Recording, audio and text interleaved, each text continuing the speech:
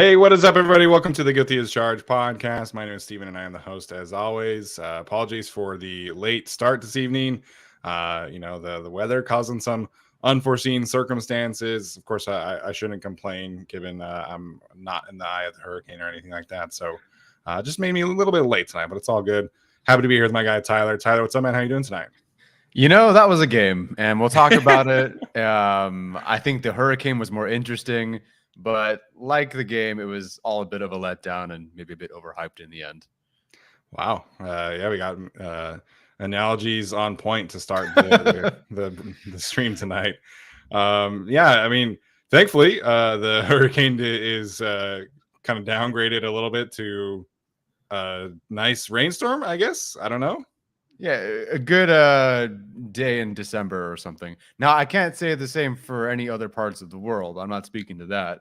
But in California, we were hearing about people running out of sand for sandbags because they're all preparing for this hurricane here in California. A lot of people in Huntington Beach very worried about the hurricane. And that was kind of a wet fart in the end.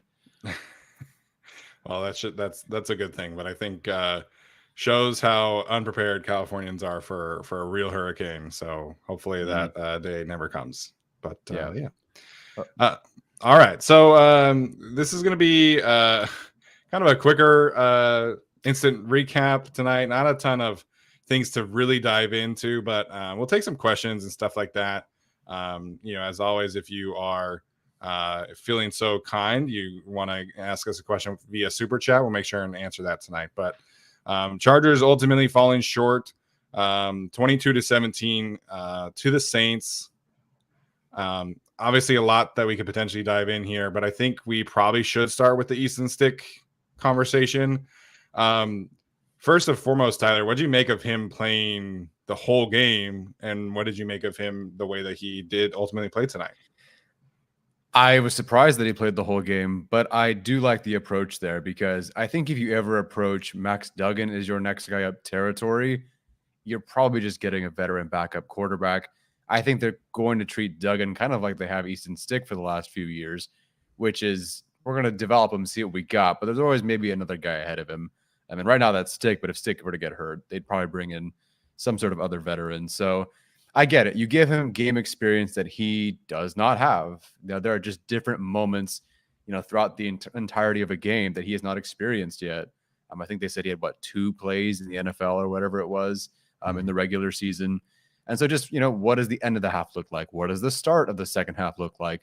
What does the end of the game look like? That sort of thing. Another 2-minute drill. So I thought that was fine. The way he played was uneven at first, up and down. And I think for a while there, it was very much, okay, the offensive line isn't really helping him either. And that could go for the run game as well. The offensive line wasn't doing so hot as is. Easton Stick was up and down, but there was some good, there was some bad. And then there were just some really ugly plays. Unfortunately, half of the bad sometimes I almost was okay with because I could see a quarterback trying to extend in a smart way and try to make a play. There are several opportunities last game and this game where he could have run for a couple of yards, whatever it was, taking the check down. But you saw him, try to extend and hit a guy down the sideline like Pokey Wilson, I believe. So plays like that, it's like, okay, this is the good of him trying to extend plays. And then there was just the bad that turned bad and became worse. Bad decisions, whatever it is, became awful plays for this team. And that was very frustrating because there were so many moments where there was that check down and there was that easy few yards, whatever it was, and he just didn't take it. And again, I totally get sometimes him trying to be, game it up a little bit. Right. I kind of like the aggressiveness to a certain extent, but that last drive was like the worst of it. And it did not look good in many moments.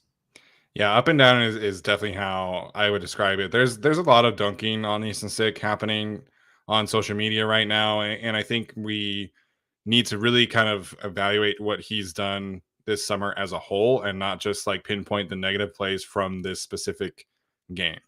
And yes, definitely there were some mistakes tonight. At the end of the day, this is a guy who hasn't really played a ton.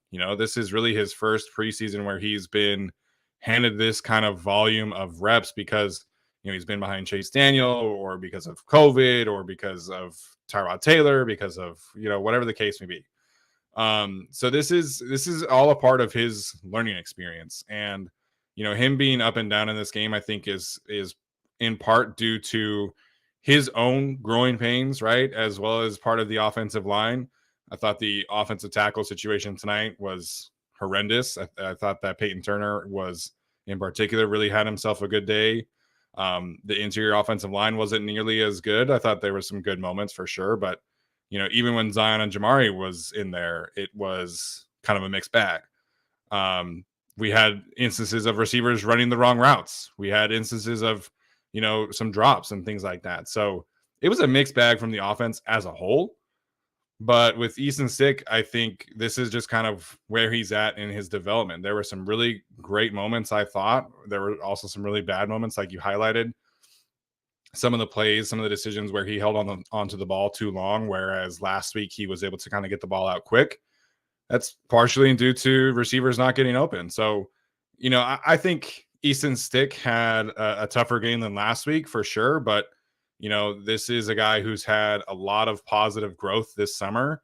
And I'm seeing a lot of like, they should cut him, they should sign Easton Stick, or they should sign Carson Wentz, like all these things, like trying to get rid of him after last week. Everybody was crowning him, as this, amazing story. And we probably overreacted a little bit to that ourselves, but we can't do the other thing now where it's like he had kind of a bad game. Now he's terrible. Let's cut him, sign somebody else who's bad. Like, I think this is them giving Easton Stick a chance. And, if he can really earn their trust, then they'll bring him back next year. And if not, then they'll move on into a different direction. So, I thought that Easton Stick had his moments tonight. And as a whole, he's played well throughout the rest of the summer. But tonight was not his best day for sure. I would say overall for this entire offseason in 2023, I think it's been 2 steps forward, 1 step back. Not 1 step forward, 2 steps back. I think for Easton Stick, training camp, the offseason, and then that first game, that's 2 steps forward. Today was 1 step back. So I think overall we're still at a positive trajectory for Easton Stick, and I think that being at training camp, paying attention to him, watching the scrimmage, there's a lot more plays that we saw against, very good defenders, and this, Staley's defense did a really good job during that scrimmage. So we've seen him do a lot of really good things and help other players flourish. So I think it's been positive overall, but today was just very, very rough. So I think the third game is kind of the deciding game for how I feel about how he's developed.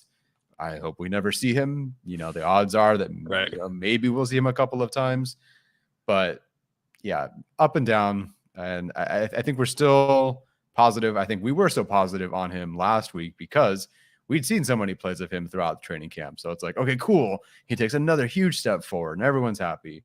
And it was almost like confirming what we had seen in practice. And then today was just not great. So let's just see how he responds. I think this team is very much so about how you respond. Putting Stick back out there, but Quinton Johnson back out there last week. It's about how you respond. So let's see how he responds in the third game. Yeah, and I think we saw some glimpses of him like responding to adversity in this game. The 2-minute drill right before the end of the first half. The second to last drive where they had to go up tempo. I thought he was really in a greater rhythm, and he was able to show off his legs a little bit. There's some great connections to Keelan Doss. Before the end of the half, there were some good connections to Stone Smart, Darius Davis, who had some good moments. So this is all just a part of his experience as a player. And I understand like this is his 5th year. Like ideally you're not hoping for this kind of development from a 5th-year quarterback, but he never has really had a chance. He's been behind these veteran quarterbacks, or he didn't have a preseason. So this is just part of the experience for him, and I think, like I said, they'll watch the tape and they'll see some good moments. They'll see some bad moments, but the context here is super important. As Kapil mentioning in the chat here, if he does come into a regular season game, he gets Rashawn Slater and Trey Pipkins and not Austin Pleasants and Foster Sorrell at tackle. Like, that's a pretty significant upgrade. He gets Keenan Allen, Mike Williams, all these guys. So, I'm not gonna sit here and say that Easton Stick is a great backup quarterback, but he's developing, and I think we've seen positive growth from him. And so placing all of my opinions about Easton Stick solely on this game, I think that's a mistake. Just like placing all of our expectations solely on last game is also a mistake. Yeah. I don't know, man. It's I looked up Cooper Rush's salary this year, and it's only $900,000 less or more than Easton Stick. Sure. So that's and that's totally fair. Like we wanted we wanted Cooper Rush because he's familiar with the offense and everything, but it's too late. Yeah, it was just tough sledding for everyone. Everyone's favorite, whoever from last week, right, had an up and down day. It's all in Easton Stick. He's the quarterback. I get it, and he had the most worst moments. But like you said, everybody kind of had a rough day today. Saints had a really good game. I think we should also give them credit. Like, sure, their guys played pretty well. Yeah, I mean, Peyton Turner was cooking in that first half. Malcolm Roach, the defensive tackle. Mm-hmm. The kid at the end, Talos. Yeah. It's not Tal. I know it's not Talos. It's not. That's from Secret Invasion. Yes, which is equally as disappointing. Yeah, as this game. Yeah. But I mean, Joshua Kelley, 4 carries for 9 yards. Again, not totally his fault. Yeah. Isaiah Spiller had the one really great run, but outside of that, it was 6 carries for 9 yards. Elijah Dotson, 6 carries for 21 yards. So it's not like the run game lit it up either. Mm-hmm. John Hightower was kind of non-existent. I mean, he had 6 targets and 1 catch and 2 false starts. Yeah. Unfortunate game for him. We'll see obviously if he's able to get open deep on film and stuff like that. But Quinton Johnson, I thought, had a good game. He was really the only receiver that I thought was like truly made an impact. But Donald Parham had a drop for a touchdown that the Chargers ultimately got a field goal out of. So it's Stick as the quarterback, right? But it was just kind of a sluggish game from the offense overall. There was really not much going consistently outside of like when they went up tempo before the half and about the end of the game. So it was just kind of one of those days on offense, it felt like. Yeah. What did you make of a couple people asking about, and I noticed it too, the delayed toss players, the toss plays in general? I don't recall how much I had seen of that in practice, but then I haven't been there the last 2 weeks. So maybe things have changed. It felt like today was let's workshop it and see how it goes kind of day, because last week was so different in the run game. Like everything was downhill. I don't even know what was outside, not intentionally, right? Dotson bounced outside, but it was mostly between the tackles. Very different today. So it just kind of felt like, let's try it in a game, see what happens. And it wasn't a lot. Yeah, it was not a lot of downhill approach until Elijah Dotson came in. And really, like, I think Spiller's big run was a downhill run, but it was the delayed toss, and then there were a bunch more like zone reads in this game too. Obviously Easton Stick did score on the 1 touchdown. It did feel kind of like they were workshopping some things. Like, people, I'm sure will say that they are concerned about everything, but we heard at both of the joint practices the run game was just cooking on all cylinders. So I'm not concerned by any means. This like you said, I feel like they were kind of experimenting with several things tonight. Yeah. Who was I going to bring up? Okay, people are asking, so I might as well. And I feel like the fans in the chat should drive part of the show at this point, because I don't really know where to aim all this. Pick anybody who said it so far. This is probably not the right one to pick, because McKinney's probably a better blocker. But how much did Trey McKinney play tonight? And I granted, I know you're supposed to be looking at Stone Smart, like you're trying to figure out what he has. But there was a pretty significant lack of Trey McKinney tonight, I think, overall. Yeah, I think part of that is game script, because you were trailing and trying to pass a lot more in the second half. But in the first half, it felt like it was pretty consistent between McKinney and Parham as far as the rotation goes. And then in the second half, really, it was a lot of Stone Smart and Hunter Campmoyer. So I don't know. I thought McKinney had a pretty rough day against the Rams, all things considered. And so, the tight end concern is certainly popping back up tonight. But I thought Stone Smart played well today. I thought he had some really nice catches. He had a couple good blocks in space. In terms of this specific question, I think it's still McKinney. I don't trust Stone Smart as being like a downhill, cut off the backside kind of, inline blocker just yet. I think, could he participate in kind of like a Steven Anderson type role where he's more of an H-back and handling the blocks in space? I think that's a fine role for him, but I think McKinney is still a better blocker, in terms of like the traditional inline, tight end stuff. Yeah, I would agree with you there. I pulled up that one and I felt like it was almost an obvious answer. So sort of the wrong one to pull up, but the No, right you're good. topic. You're good. How do you feel about this one? Dawson Hightower. Yeah, this is an interesting question because my brother-in-law, who we were watching the game with tonight, he went to UC Davis and actually played with Keelan Doss. And so he's always like asking me about like Keelan and like, hey, how's Keelan doing? How's Keelan doing? And I think Keelan has just been like more steady. And obviously, John Hightower did have the injury, but I think Doss is more consistent. But I think there's a lot of limitations to what he can do as a wide receiver. Like, I think if I needed a wide receiver 3 in a pinch, I would probably choose Doss.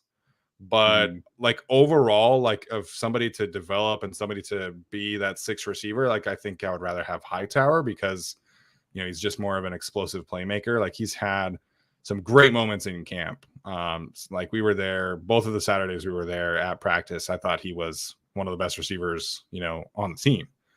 But just the consistency, I think, is not there yet for John Hightower. So they play different positions. Hightower does a lot of like Z stuff. He's obviously taking the top over the defenses, and Doss is more of the slot receiver. But I do think that Doss has been more consistent than Hightower. Yeah, and some of it's just availability today. Yeah, 2 false start penalties is not going to get you on the roster. I think it was towards the end of the game, like 2 of the last 3 drives, false start penalty. Like it happens, guys do it. I'm sure if Keenan's done it, all the best guys do it. Yeah. But twice in the span of about 10 minutes is not great. And maybe there's some adjustment. I don't know, because he's coming back into action. He didn't really play a whole lot because he was hurt. So maybe, but no, that wasn't great. So I don't think at this point either have made a strong enough case to make the roster. I think they might pick a guy, unless they've already decided on Hightower. I think they've either decided on Hightower, or they're just going to wait for Jalen Guyton, who apparently was jogging on the field today before the game, which is very different than playing in a game, but he was at least jogging. Yeah, I think no one's cemented it, like you said. I think they should keep 6, and I think you kind of feel the same way. Yeah. And I would still prefer Hightower, but I don't think it's like a lock as many would have assumed, 2 weeks ago that Hightower is going to make it. Like I think he really needed to play well today. We'll see what happens next week. He is kind of coming off of this injury. Maybe that kind of had something to play with it. Hasn't played in a real game in quite some time. So maybe next week he really settles in. But ideally, like for his case, he would have had a much better game tonight. And again, not all of that is his fault, but it's nothing cemented yet with these 2. Yeah. And who knows? Maybe rewatch the game. I'm not doing that today or tomorrow, but if we watch the game and suddenly, hey, he's opened down the field more than we thought, maybe that changes things. Right. What did you make of the running backs tonight? Because obviously there was a lot of Dotson talk after last week. I thought outside of the drops, I actually really liked the way that he played. Like, me too. If you're just talking about what he did as a ball carrier, I almost prefer what he did tonight versus what he did against the Rams, as weird as that sounds, because it kind of lends itself more towards like being an efficient, like every down running back, what he did tonight. Whereas last night he kind of just bounced 2 very wide open holes and showed off his speed, and it was really cool. But what he did tonight was more sustainable as a running back, in my opinion, up until the drops which were unfortunate. And we got to be careful with the turf over there. We don't want a broken hand when we're punching the turf. Be a little careful next time. Yeah, it was up until that point. I was very encouraged with what I saw because he had a great rep and pass protection at one point, absolutely slammed some guy. I think he had a return to the 38 as a returner. Was contributing. I thought he looked really comfortable as a kick returner too. Yeah, which, I don't know what the hierarchy will be, but if, push comes to shove and Hightower's not going to make it, at least you have Dotson there to be your other guy who's going to do it. So I thought overall he looked really solid. The drops, not great. He is, I think, a very comfortable receiver overall. I don't recall if he had any drops his final year in college, but he had like hundreds and hundreds of yards as a receiver. So I think I feel better about that than the 2 drops would indicate. Just not very clutch. But really good overall. Spiller, a couple of great runs. One, he kind of had to reverse around and ran 25 yards to get 2.5. But there's a bit more physicality there. I'm curious what his yards after contact would be, because that one run was awesome.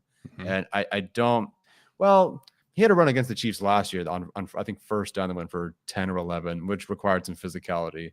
But really good overall. Kelley, I don't remember there being being toss plays, which were kind of from the start. Right. My opinion of that, I don't think there was ever, outside of one run, I think the first run went for 4 or whatever, maybe another one later on, I didn't think he had really any opportunity to do anything. And so maybe if you're critical of him because he couldn't create, fine. But given what he was given, there wasn't much to do for him. Yeah.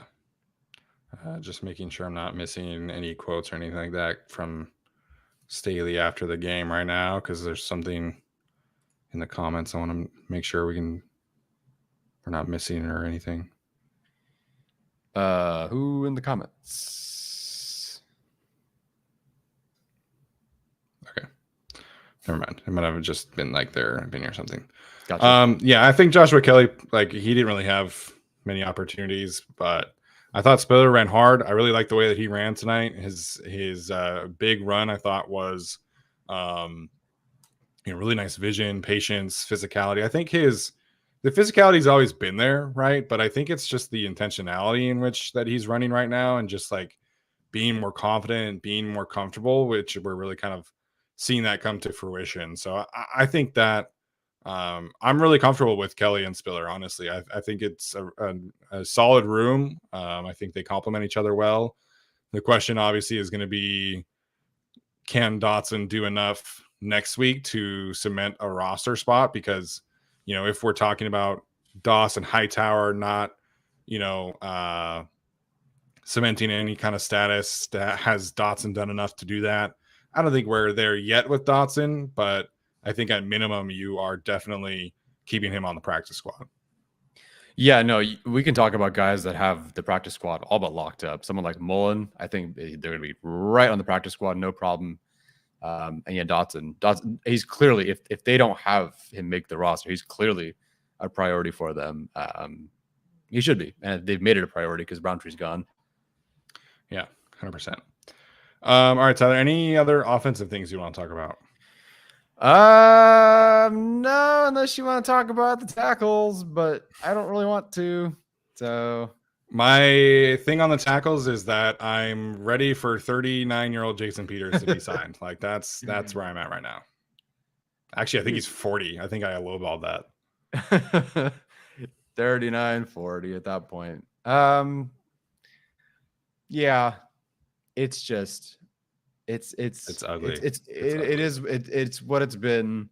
And unfortunately, there's no miracle that came out of it. So yeah, not great. I don't know what their pressure or sack, whatever, is going to be when all's said and done, because I think like 2.5 to 3 of them are on stick. So they shouldn't be credited to the tackles or guards or whoever, but yeah, wasn't great. Yeah, and there were some instances in like the run game on a couple of screens. It was Foster and Austin Pleasance just did nothing, man. Yeah. It's really, really frustrating to watch. And they have experimented a little bit with Jordan McFadden and Zach Bailey at tackle. At this point, I don't think Foster should even make the roster. Like I can't do it. I have not seen anything from him to really merit like being this kind of evaluation where they're just going to hand him a roster spot. He hasn't done extremely well in practices. He had a rough scrimmage in my opinion. I thought he was okay against Chris Rumpf and Thule, but he was really, really struggled against Khalil Mack, and granted that's Khalil Mack, but he's got to block those kind of players. The NFL is loaded with pass rushers. Yeah. His first start, Nick Bosa, and they chipped and double teamed every single snap against Nick Bosa. You can't do that against everybody if Foster Sarell is in. At some point, you're going to have to trust him to win one-on-ones. And it's just, if you can't do it against practice squad guys, I'm just at the point where I would rather just do the starting five, the interior trio, and if something happens at tackle, put Zach Bailey out there, put Jordan McFadden out there. I don't see the point in doing this whole thing again. Honestly, I don't. Yeah. But here we are. It's not like we've been talking about this. It's not like we haven't drafted tackles or whoever in our mock drafts. We've all talked about this. Every Chargers fan knows about it. Yeah. But we were really hopeful, right? And look, I've seen Trey Pipkins have a god awful day against the Cowboys in their joint practice, and now I pray he's out there and with us for 10 more years. Yep. So maybe regular season action is a bit different, but like as you said, when you're in the fourth quarter and it's guys that are like edge rushers wearing the number like 13 because that's all that was left for them, like you gotta win some of those. So, I'm one of the biggest draft nerds out there. I had no idea who this kid was, getting 3 sacks to end the game. Granted, again, some of that was on Easton Stick, but still, like you got to block who you got to block. Yeah, it's so strange to see the Chargers again. So much investment in the offensive line, or even like last year, there was a lot of investment in the wide receiver room, and they just couldn't do the one more thing. And look, I looked it up. And the Eagles last year, best offensive line coach in the league, probably best line in the league. Their backup tackle, whoever played the most snaps for them, their pass blocking efficiency wasn't so hot either. So maybe, there aren't many good backup tackles out there. But like, we got to try, guys. We really got to look ourselves in the mirror and try. If it doesn't work, you tried. I don't know that we're at trying yet. It feels awful. Yes, and Storm Norton, chat was not great either. So at least we've moved past that. And yet his PBE was higher than Cyril's last year. Yeah. No, I am taking Storm Norton 10 times out of 10 over. Oh no. Oh, Steven. Sam Tevy, Trent Scott. I'll take any of these guys over what I'm watching right now. No. I hate to be mean and pile on, but it's bad. It's really bad. You've been doing a very good job being very even keeled about the whole situation. I've been very patient because Trey Pipkins, the whole situation taught me a lot that I need to be more patient, but it's really bad. And it's just not a fun thing for me to watch right now. Yeah. Get it all out in the live stream. We gotta record with the Chargers tomorrow. So we're gonna leave that part out tomorrow. Yes. Well, that's why when you asked me about it last week, I was like, I'm going to wait and see how he does next week. And then, which is fair. Yeah. No, totally fair. The chat's having fun. Let's talk about CJ Okoye. You know who was awesome tonight? Dude, he was fucking awesome, man. Dude, I know.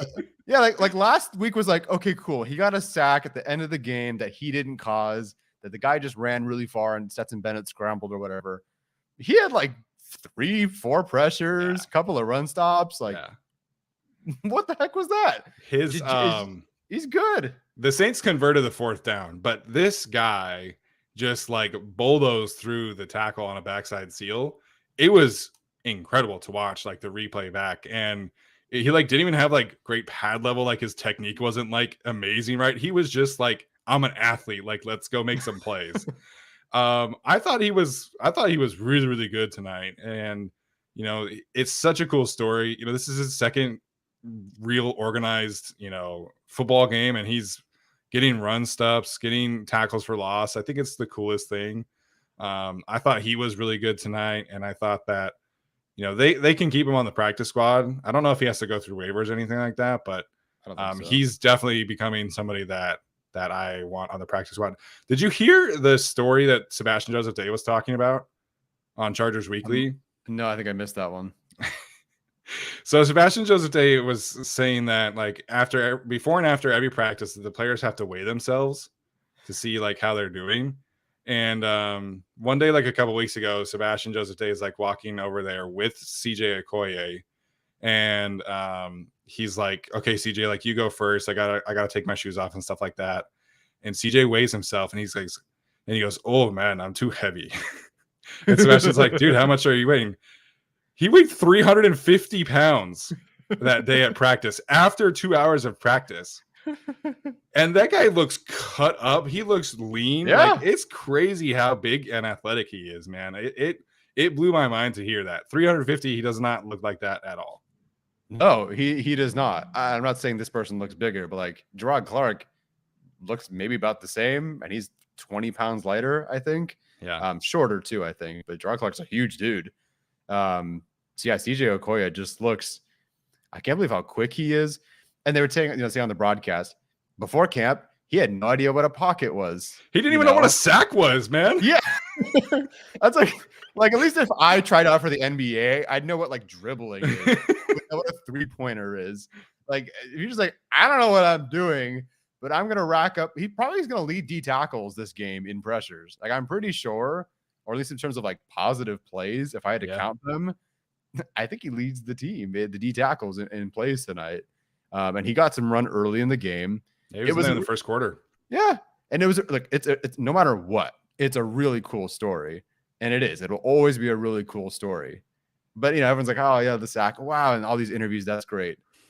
We have to take him actually serious. Like, not that I wasn't, but, like, we really should take him seriously. Yeah. Because tonight he was doing things that nobody else in that D tackle line was doing today.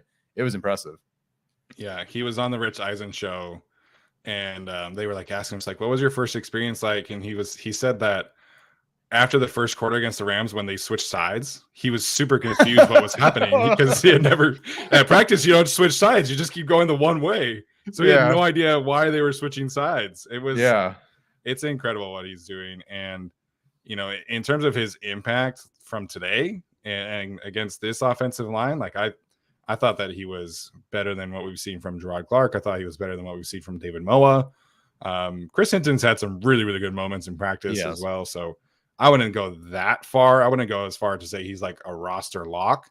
But if I have to choose any of these guys to keep on the practice squad and develop, it's CJ Okoye, man. Like I want to see what they can work with him.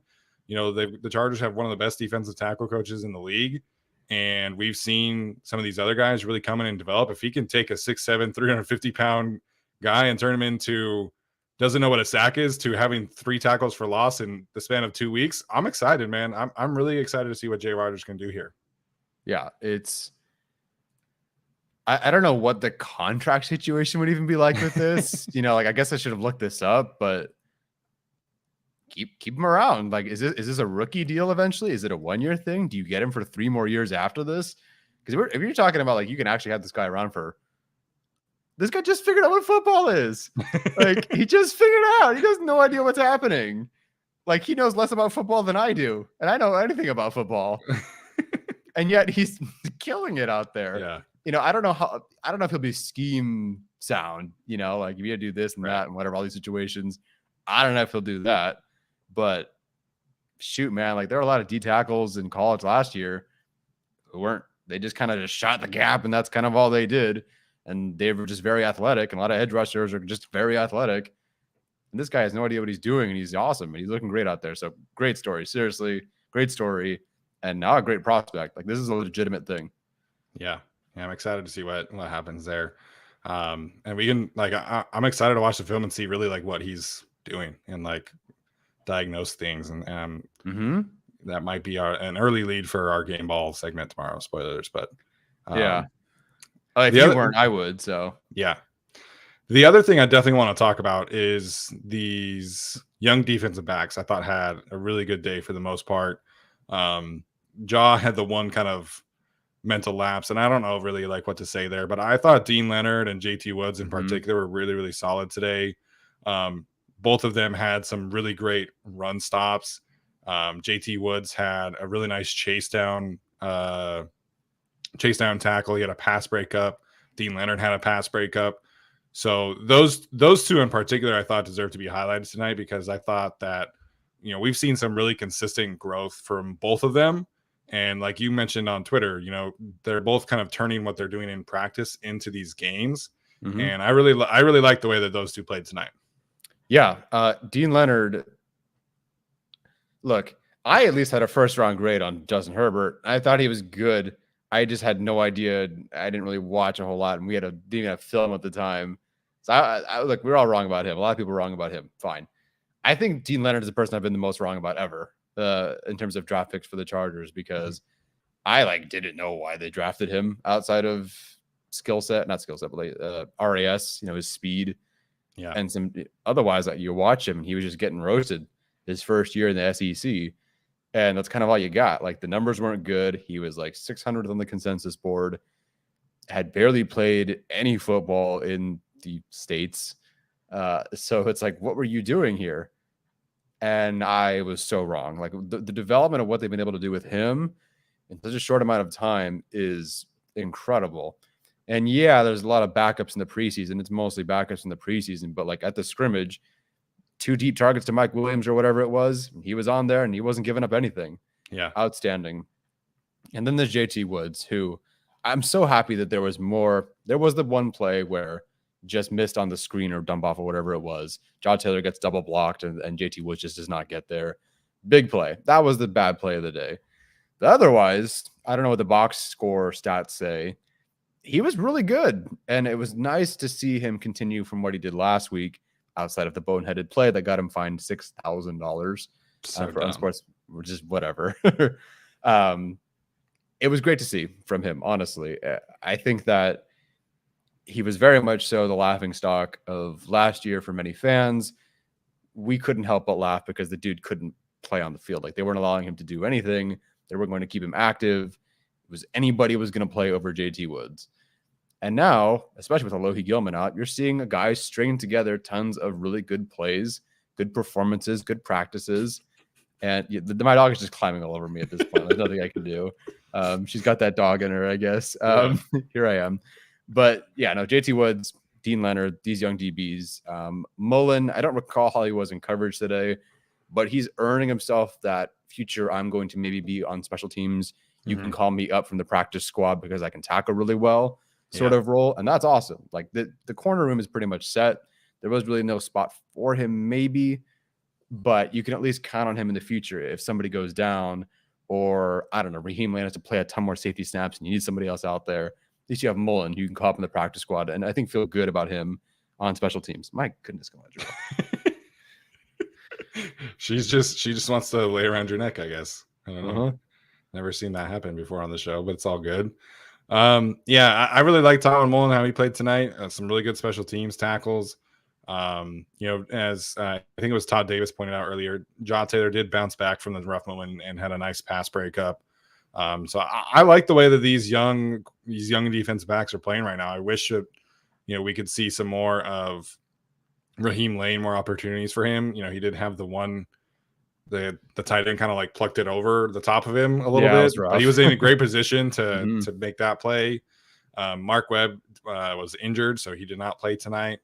That's going to be a curious one to see how he bounces back. But I thought those guys played well, and I thought that they deserved a shout out. Obviously, Thule had a really great drive. I think it was the Saints' second drive, or was it the third after the fumble?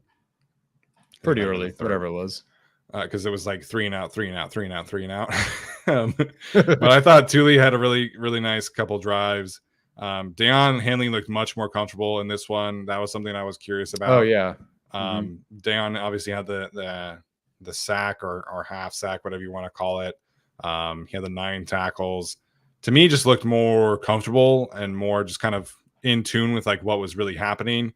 There was the one tackle for loss that he had where he shot across the backside of the offensive line and tackled Merriweather, behind the line of scrimmage. I thought was a really great play. I don't put too much stock in the sideline pass to Kendre Miller. That was kind of, it was just kind of a tough spot to be in. So I thought he bounced back really well. I thought that his first game was kind of up and down. I thought tonight he was really, really solid for the Chargers. Yeah, the sideline coverage, very different. So there's that, right, with screens, something to the outside, whatever.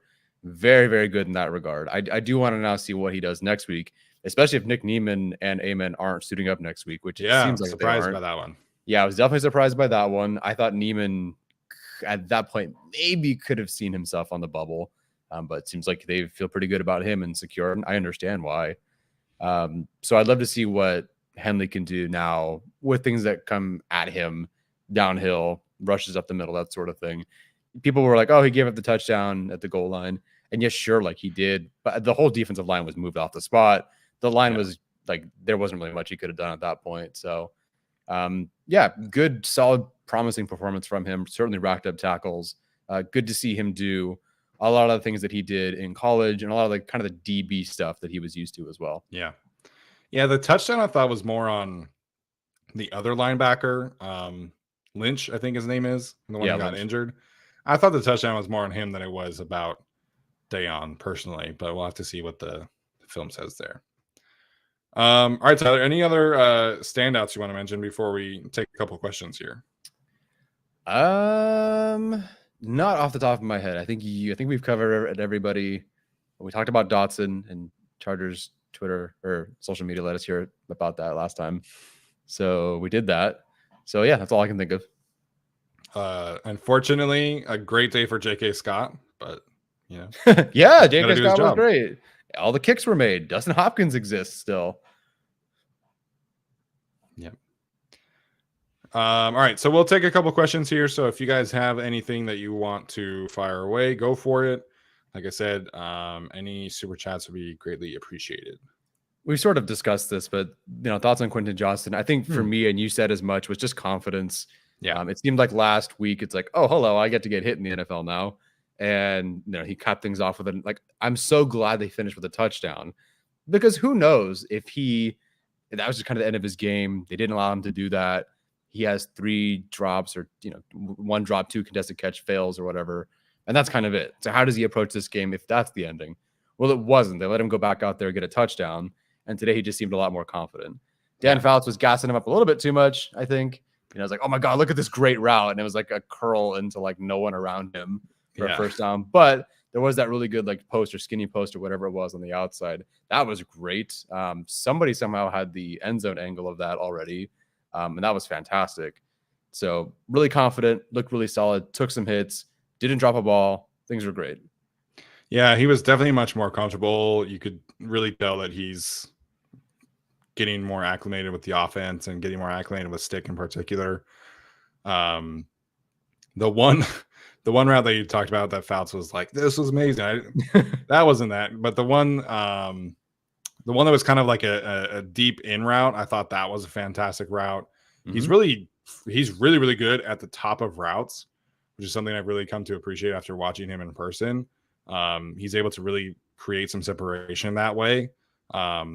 We saw a little bit of his struggles with press this week, but that's something he can work on. I mean, he's definitely got the size, definitely got the athleticism. I'm not too concerned about that. So I thought he played comfortable. I thought that if he had played longer, the offense probably would have been in a better spot, just because it seemed like him and Stick were pretty comfortable. But I thought he played really well tonight.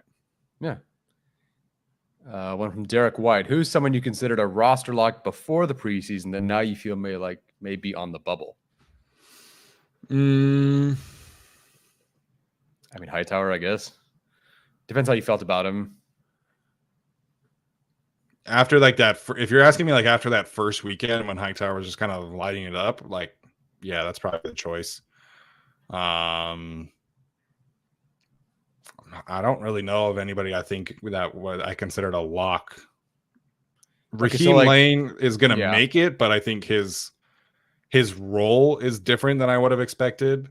Mark Webb has apparently really come on lately and has had some good moments. We'll see how he comes back from injury. But last week, Mark Webb was the starter. Raheem Lane was the second guy. Mm-hmm. And Mark Webb was only playing through midway through the first quarter.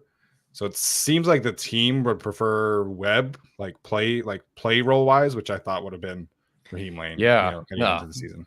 Yeah, good call. I wonder if Lane will always kind of be like their Nick Niemann, where I think he could play, but they always want him to be maybe just special teamer through and through. Yeah. Somebody asking about Kenneth Murray. We talked about that last week. I mean, they didn't even play Amon and Nick Niemann tonight. So I think they're pretty comfortable with those 4. Yeah.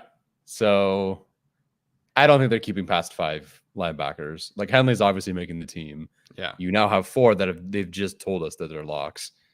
And Zont not out there again. No surprise. Yeah. Man, we already got Fire the Coach talk in the chat. It's preseason, guys. You've paid attention to him more than me. Thoughts on Jamari Sawyer so far? It's been a little bit more up and down than I would have liked. Not to say that he's been bad, but there were a couple reps tonight where I thought he got beat across his face in the run game. He had one rep against what's the guy's name from Wake Forest, the defensive tackle? Kobe Turner. Turner, yeah. Kobe Turner got him once. I think that one thing with Jamari is if you're able to beat him off the line, I think you can get him. Yeah. He's so strong and powerful that if you're going to try and bull rush him, like, he's just going to win. So those defensive tackles who are just like really, really quick off the ball, I think he's going to have some troubles with. Mm-hmm. I think like what I pictured for Jamari, like if I figured he was going to play in the preseason, was just somebody who's going to come in and just dominate. Yeah. And that hasn't been the case, which is not necessarily a bad thing, but it hasn't been as clean as I would have liked for somebody like him. But for everything we've heard from practice, he's been really good at practice. Morgan Fox speaks very highly of going up against him. And so I think it's an adjustment, but I still think that Jamari is going to be a very, very good guard for this team. It's just been, I would like to see him be a little bit more dominant in this game, just because that's how highly I think of him. Yeah. But I don't think he's played bad by any means. No, not at all. I definitely think he would have been better at this point, because last preseason he was almost lights out. I think he played significantly better last preseason for whatever reason. I don't know if it's just the guy he's facing or what. I think he had to. Did he play left and right guard last preseason or just left? Last year it was mostly left. Yeah. Okay. And Slater didn't play. Never mind. And he B Haskin 19 points out. He's going to play next to Corey Linsley instead of Will Clapp, and Trey Pipkins instead of the other tackles. So, so that is very true. That's a good point there. But like I said, he's not played bad. I just figured that he'd be a little bit more dominant coming off of last season, but I still think he's been very, very good. Yeah, I don't recall watching practice and going, "Oh, Jamari had a rough day." No, never. I don't think it's ever really been an issue, and anyone only speaks glowingly of him. Sometimes more so than Zion, but although I think Zion's been better so far. Yeah.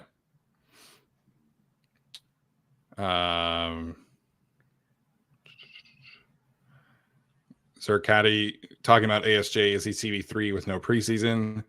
He's earned that right. I think that he's very clearly been the better corner than Jasir Taylor. I think it was the smart thing for the team to kind of handle that position battle the way that they did, because people like we talked about, Asante definitely is the better corner, but he had never really played in the slot before, and Jasir Taylor, like, that's what he does. So I like the way that they handled it, and I love the way that Asante has handled it. So unquestionably, cornerback 3, he'll start in the slot. If anything happens to Davis or Jackson, I assume he'll move back outside. So I think we should all feel very comfortable with this cornerback trio. Yeah, fine by me. He's done nothing but look like one of the best guys on the team out there. Yeah. Responded very well, deserves to be out there. There was a battle, and it just turned into like Germany versus France. Like, it just was over real quick. Completely. Never mind. I shouldn't compare Asante Siamo Jr. to Germany. Point is, the battle was over very quick. Oh man, you lost me there, Tyler. Never mind. Forget it. Okay. All right. Last thing I want to touch on here, because a lot of people are asking about it. Darian Cohen, did the fourth quarter show they might use Darius Davis at slot a bit more? So that's been like almost exclusively where they've played him when they've played him, which I think is why he's kind of not getting a ton of reps in these games, because Keelan Doss, that's where he plays, and they really want to see what they have in Keelan Doss, I think. What did you make of the way Davis played tonight and how he's played throughout the summer as a receiver? Throughout the summer hasn't been so great. Throughout the preseason has been much better, and I think he's been more secure there. I don't recall if he's had a target that was catchable that he hasn't caught. Obviously, there was the muffed punt today. That's something that we saw at the scrimmage during warm-ups, and we've seen a couple of times. Hasn't been completely sound in that regard. I think the Thunder Down Under podcast pointed out he had 5 muff punts at TCU. I'm assuming that was over his career, not 1 year, because it's a whole Yeah, it was over the course of his career. Yeah. Yeah. So one per year, pretty much.